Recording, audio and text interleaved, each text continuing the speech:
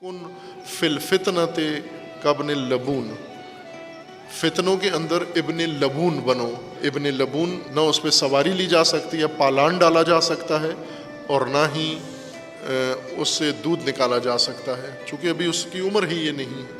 فتنوں کو سواری کون دیتے ہیں، یہ توجہ فرمائیں۔ اور آج کا فتنہ سیاسی کس کے دوش پر ہے، سوار کون ہے اس کا؟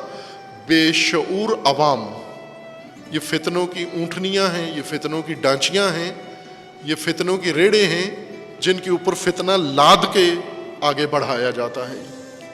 اور فتنوں کو دودھ پلانے والے وہ سوشل میڈیا پر جو ایکٹیو ہیں اور جو نظریہ پردازی کرتے ہیں اور دلائل دیتے ہیں، ان فتنوں کے حمایت میں دلائل دیتے ہیں، اپنے اپنے حلقے کو، اپنی قوم کو، کسی کو کس حوالے سے، کسی کو کس حوالے سے ان فتنوں کا حصہ بننے کے لیے ترغیب دلاتے ہیں۔ یہ دودھ پلانے والے ہیں۔ اور بے شعور عوام جن کے بارے میں امیر المومنین نے فرمایا تھا کہ یمیلون مع کل نائق، ہر سیٹی بجانے والے کی سیٹی پہ دوڑ پڑتا ہے یہ ریوڑ، یہ سواری دینے والے لوگ ہیں۔ تاریخیں بنی ہیں اور تاریخیں بدلی ہیں بے شعوروں کی مدد سے۔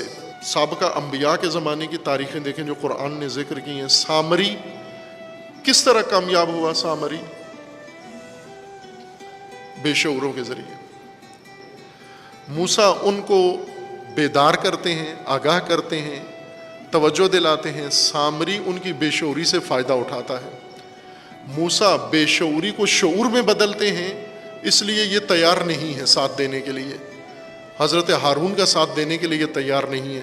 لیکن سامری جب آتا ہے، یہ اس سامری کے گسالے کے پیچھے چل پڑتے ہیں۔ سامری نے بھی اور فرعون نے بھی بے شعوروں سے خوب فائدہ اٹھایا، لیکن موسیٰ و ہارون کو میدان سے نکال نہیں سکے۔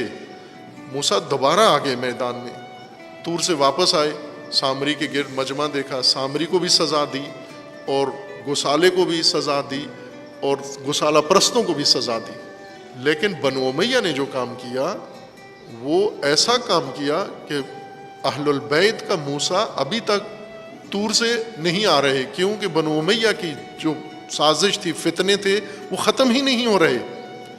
لوگوں کو اہل البیت علیہ السلام سے دور کیا، ایسا دور کیا کہ 1400 سال بعد بھی لوگ پلٹنے کے لیے تیار نہیں ہیں۔ حتیٰ وہ لوگ جو اہل بیت کا دم بھرتے ہیں، اہل بیت کی ولا کے معتقد ہیں، اہل بیت کے پیروکار اپنے آپ کو کہتے ہیں، یہ بھی واپس نہیں لوٹے۔